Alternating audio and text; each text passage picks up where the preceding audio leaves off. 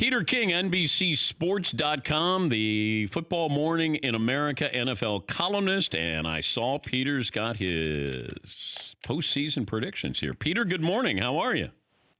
Good morning, Dan. How are you? I'm doing okay. The most controversial pick that you have for the postseason this year is? Probably the Colts winning the South and Jacoby Brissett being an MVP candidate. Wow. Okay. Why are you all in on the Colts? I'm all in on the Colts as a team. The last time we saw Jacoby Brissett play, according to Pro Football Focus, they had the 25th best offensive line play in football, and Jacoby Brissett was chased all over creation. That was in 2017. Last year, when Andrew Luck played, they had the third best offensive line performance in the NFL. And that is the offensive line that Jacoby Brissett will play behind right now, along with, I think, a significantly better defense than he had in 2017. And so I just think he's going to have an opportunity to be the beneficiary of a much better team around him. We'll see where that takes him. I realize that losing Luck should be like losing a couple of wins a year, and I get that. I don't argue with it at all. But, Dan, here's the way I look at it. The last 3 years, 7, 7, and 6 new playoff teams from the previous year have made the postseason. And even though Indianapolis obviously made the postseason last year, wouldn't be one of those. I believe that every year that you make picks, you've got to take some shots. Otherwise, why don't you just pick what it was at the end of last year? And my Super Bowl pick is Kansas City and New Orleans, and they were both in the Final Four last year too. So it's probably either Indianapolis or San Francisco making the playoffs over Dallas and Seattle that would have people saying, "King, you're out of your mind." So anyway, I'm kind of used to that. What's your big question mark with the Cowboys? I know Zeke not being there, but assuming he'll eventually show up, what is your big concern?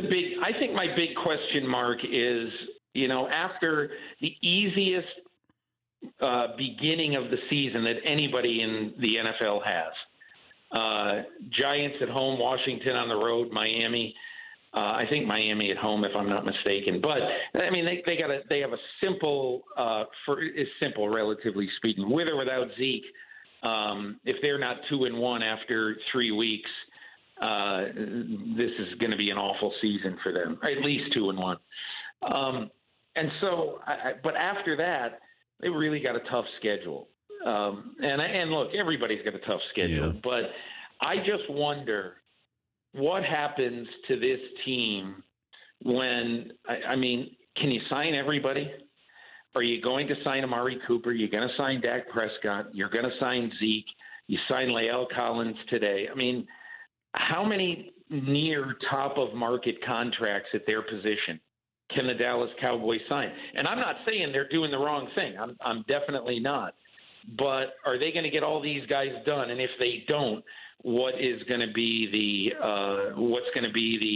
hangover effect to the guys who either don't get done, and then there will be others that we haven't even thought of who are saying, "Hey, what about me?"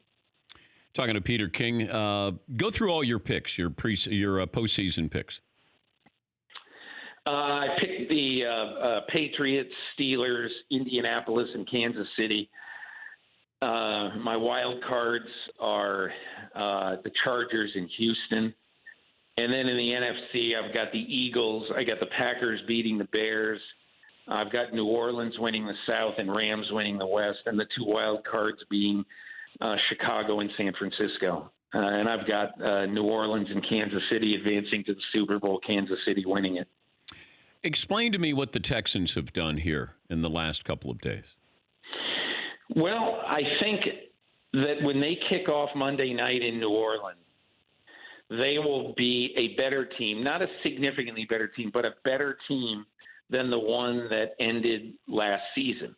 And the reason is that no team in football needed a left tackle and needed an offensive line improvement more than the Houston Texans. And Deshaun Watson got killed last year behind that line. And I think the reason they ended up paying a ransom for Laramie Tunsil and Kenny Stills was very, very simple. That I think that Bill O'Brien said, I am not entering this season with the same hopeless offensive line that I had last year. And so, look, I cannot in any way defend not signing Laramie Tunsil to a contract before he did this deal. And make no mistake about it, if you call Laramie Tunsil and his agent and basically say, hey, in the next 5 hours, you've got to either accept 5 years, $90 million with $50 million guaranteed, or whatever the number is. It's all monopoly money. You either have to accept that or we're not going to make the trade, and you can play the next 2 years for $12 million or whatever he's going to make. So that would be a powerful motivator to a guy like Laramie Tunsil, who's already thinking he got jobbed on draft night because of the bong incident, pushing him so far down in the draft. So that's where I fault them. I do not, and I think they overpaid slightly for Tunsil and for Kenny Stills. But just remember, in 2 1s and a 2.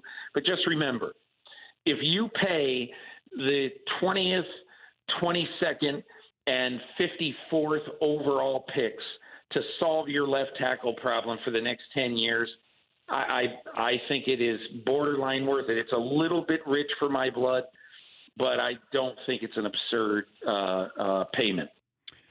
The Patriots just seem to continue to be the Patriots. I know at some point they stopped being the Patriots, the artist formerly known as, but what is it about this year with the Patriots that is going to be different than any other year? I don't really think anything. No one in the AFC East has risen to the level of a legitimate challenger to the Patriots. So I don't think they're in any trouble in their division. I think they've got a good chance again to win it. I can't. It's hard for me to make a counter argument other than Gronk is not there. They really haven't solved their tight end problem.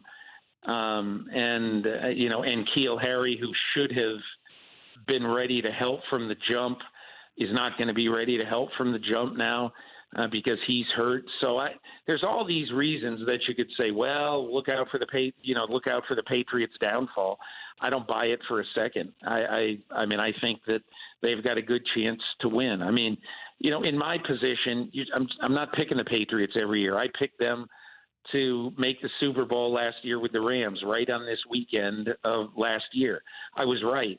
I very rarely want to make a duplicate pick. But having said that, could I make a legitimate argument for the Patriots to win it again? Absolutely. And how amazing is it, by the way, Dan, that in the year the NFL plays its 100th season, 20% of those seasons, 20% have featured Bill Belichick and Tom Brady being together.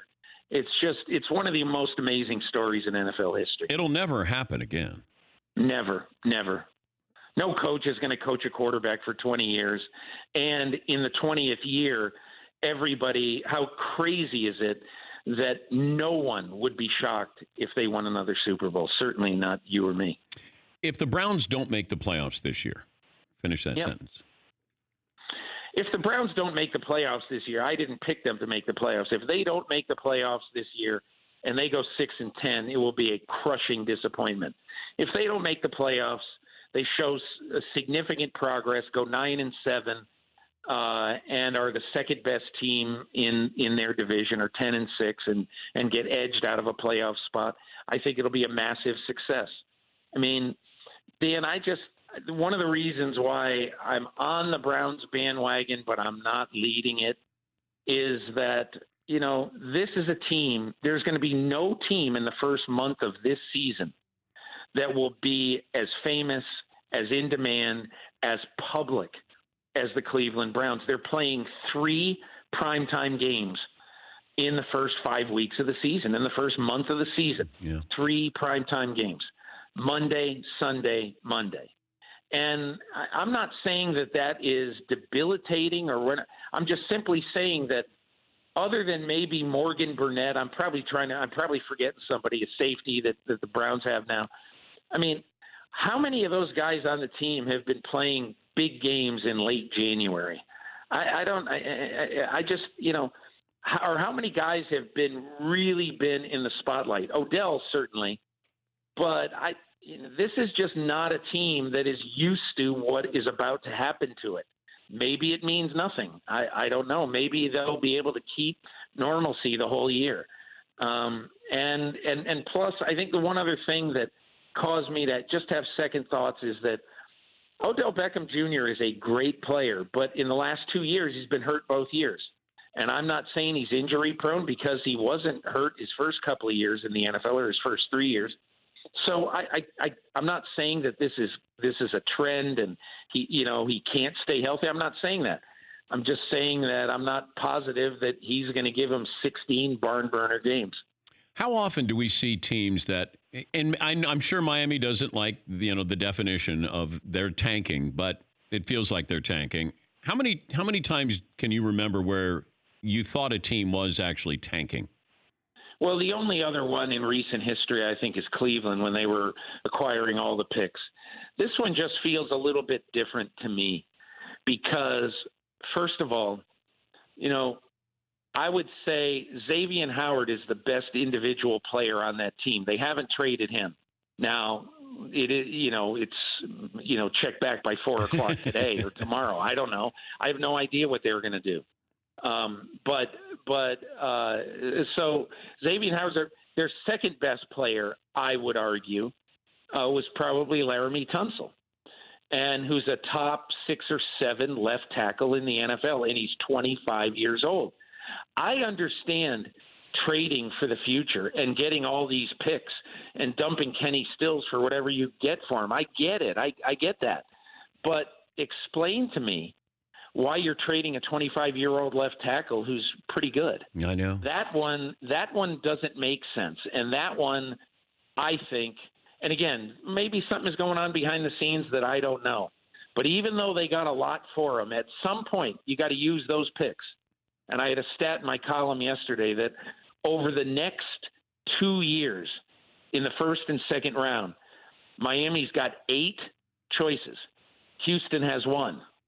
But I also know that now Houston does not have to worry about it, assuming they sign him at some point. Houston doesn't have to worry about one of the 4 or 5 most important positions in the game, left tackle, and Miami certainly does. Yeah, because if you're going to tank for Tua's probably going to want to know who's my left tackle. Now, granted, being left-handed, he might want to know who his right tackle is, but you have a very talented young offensive lineman, and that's what surprised me there. And as you pointed out, it's one thing to have draft picks. It's another thing to use them wisely.